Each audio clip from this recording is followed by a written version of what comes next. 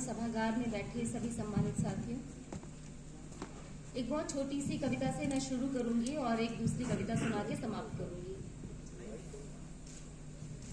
कविता का शीर्षक है गलती वही हुई थी।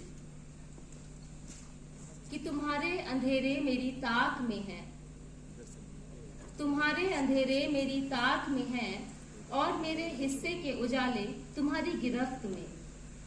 तुम्हारे अंधेरे मेरी ताक में है और मेरे हिस्से के उजाले तुम्हारी गिरफ्त में।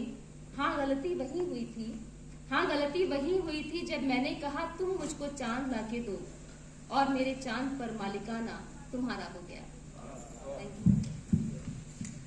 और आजादी के इस अमृत काल में 75 साल को अमृत कह सकते हैं, तो उस अमृत काल में मैं अपने देश की उन पीड़ाओं पर, उन दुखों पर उंगली रखना चाह रही हूँ जहां पर देखा जाना चाहिए, जिसको देखने की कम से कम अमृत काल में तो ज्यादा जरूरत है। तो मैं आपके सामने कविता पढ़ती हूँ, उसका नाम है देश देश। ये देश जो अपने खेतों में झूमता रहा, जंगलों में, बीहड़ों में, गांव में पलता रहा, कब उगाया कंक्रीट के कैक्टसों में और एक 50 खंभों वाली विशालकाय इमारत में कैद हो गया। ये देश क्रिकेट के भगवान, सदी के महानायक, आइडलों और आइकनों के चक्रव्यूह में मासूम बच्चे सा फंसा लिया गया। देश देश तुम क्या हो, देश देश तुम क्या हो। मैं अपने पानियों पर जाल फैलाए निहारता मछुआरा हूँ, अपने तटों पर पछाड़ खाता समंदर हूँ। हिमालय से टूट कर ढहने को विवश किया गया विशाल बर्फीला चौराबारी का शोक हूँ। दंडकारण्य का साहसी चौड़ा सीना हूँ, अबूझ मार में धड़कता दिल हूँ। देश देश तुम कहाँ हो, देश देश तुम कहाँ हो। मैं इस धरती की रक्त वाहिनियों में हूँ, नदियों में लहराता, झीलों में ठहरता, घने जंगलों की सांस हूँ। मैं लोहे का बना बस्तर हूँ, उड़ीसा के लाल कोयले की धधक रही आग हूँ। मैं अथाह जलराशि में डूबने को मजबूर किया गया तिहरी हूँ।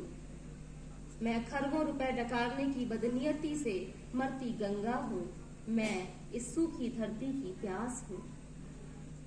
मैं बेलाडीला की खदान हूँ, मैं बेलाडीला की खदान हूँ जिस पर चढ़ बैठे हैं सभ्य सौदागर, जिनका मुंह मेरे बच्चों के लहू से सना है। मैं मानेसर का मान हूँ जहाँ घना अंधेरा पोता जा रहा है। उत्तर पूर्व का उपनिवेश हूँ, 7 बहनों की पीड़ा भरी छटपटाहट हूँ। इरोम शर्मिला की आंखों से देखता हुआ लुटियंस की दिल्ली को मैं जेल में गुमनाम दम तोड़ता 1084वां हूँ। सबकी खुशी के सपने देखने का अपराधी, दुस्साहसी मुस्कुराता नौजवान हूँ। मैं अंधेरे के गीतों का दस्तावेज हूँ, मैं अंधेरे के गीतों का दस्तावेज हूँ। 2002 का जलता गुजरात हूँ, फिर भी मैं अशफाक हूँ, भगत हूँ, सुखदेव हूँ, राजगुरु और आजाद हूँ। देश देश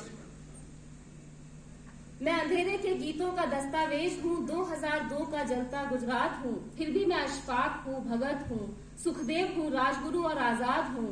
मैं जलियांवाला की गोलियों से छलनी दीवार हूँ, मैं अपने बहादुर पाश की अंतिम हिचकी हूँ। देश देश तुम क्यों हो, मैं हूँ क्योंकि तुम हो। तुम्हारी रोटी, तुम्हारे सम्मान का विस्तार हूँ मैं घर हूँ तुम्हारा, तुम्हें अपने सीने से लगाए। मैं हूँ पूरी दुनिया जैसा, दुनिया है मुझसी। मैं हूँ पेड़ की एक पत्ती, एक कली, इस दुनिया के जंगल की, बाग की। मैं हूँ उनमें जो मुझमें है, मेरी मिट्टी से बने, मेरी जड़ों पर खड़े। देश देश तुम कैसे हो, देश देश तुम कैसे हो। मैं आंसुओं का महाराग हूँ, मैं आंसुओं का महाराग हूँ। 47 का टहकता दाग हूँ, भयानक परछाई हूँ टूटे सपनों की। एतद द्वारा का टुकड़ा टुकड़ा संविधान हूँ। अमीरों के जबड़ों में फंसा मांस का नरम स्वादिष्ट किंतु वैध स्वाद हूँ, जिसकी रेसिपी संविधान के किसी टुकड़े में दर्ज है। देश देश तुम मेरी आंख में भराया आंसू हो। देश देश तुम मेरी आंख में भराया आंसू हो। मेरे सीने में उठी आह हो। दर्द से सिकुड़ी मेरी पेशानी हो। फिर भी मेरी तनी हुई रीढ़ हो। फिर भी मेरा क्रोध से भिजा जबड़ा हो। गद्दारों की बदनीयती और साजिशों से लड़ती मेरी उम्मीद हो। मेरा गर्व हो। चुनौतियों से लड़ती मेरी जिजीविशा हो। देश देश तुम मेरा प्यार हो। पहली कविता है अब हमें सर्वहारा के बीच जाना पड़ेगा। हालांकि ये शब्द अब हम सब के बीच से खत्म हो चुका है। सर्वहारा यानी प्रोलेटेरियट, और अभी तो इसकी पहचान ही अब धूमिल हो गई है। तो पहली कविता है अब हमें सर्वहारा के बीच जाना पड़ेगा। अब की गांव जाने पर बंबई कमाने गया सराजू मिस्त्री के लड़के से भेंट हो गई। अब की गांव जाने पर बंबई कमाने गया सराजू मिस्त्री के लड़के से भेंट हो गई। खूब बंबैया हो गया है, लेकिन गांव का खाना मिलता है तो ऐसे खाता है जैसे खाने को ही न मिला। मैनू मियाँ का लड़का बनारस में है। मैनू मियाँ का लड़का बनारस में है। उम्र थोड़ी कम जरूर है, लेकिन जानकार कहते हैं कि इस उम्र के कारीगरों की मांग बाजार में बढ़ गई है। नरम हाथ की लोच और लरस से कढ़ाई का एक एक टोक बड़ा नाजुक उतरता है। कितनी ही मशीनें आ जाएं, हाथ के काम की अपनी ही खूबसूरती है। वैसे अब गांव भी शहर से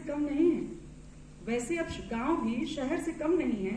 जमीन हो तो आदमी मजदूर लगाए, बढ़िया से खेती बटाई पर दे के छुट्टी पाए और शुद्ध भोजन शुद्ध हवा पानी ले। बाकी जमीन जिसके नाम सरकारी सस्ता बीज, किसान विकास योजना, फसल बीमा योजना सब उसके नाम है। लोग चिंतित हैं कैसे बचें।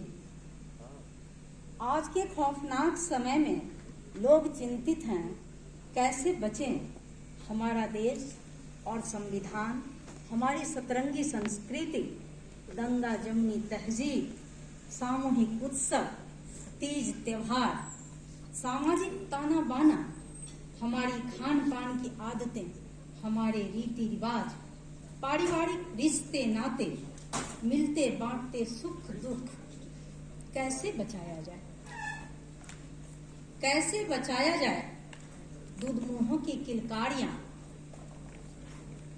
गुम होती लड़कियां, बलात्कृत होती किशोरियां, युवतियां, आत्महत्या करते कर्जग्रस्त किसान, बेरोजगार नौजवान और उसके हसीन सपने। आवाम की थाली में दाल रोटी, कैसे बचेगा ये सब।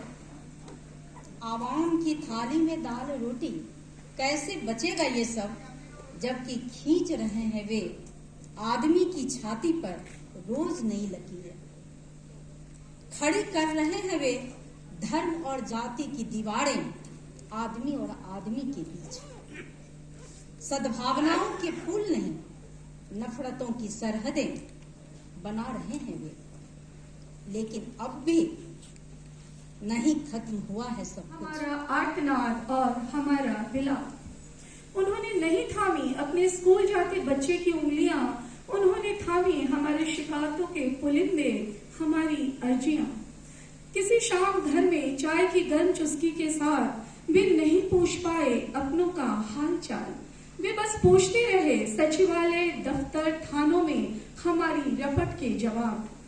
कभी चांदनी, अमावस या किसी भी पूरी रात वे नहीं थाम सके अपनी प्रिया के प्रेम का ज्वार। कभी चांदनी, अमावस या किसी भी पूरी रात वे नहीं थाम सके अपनी प्रिया के प्रेम का ज्वार। उन्होंने थामे रखे हमारे मशाले, हमारे नारे और हमारी बुलंद आवाज।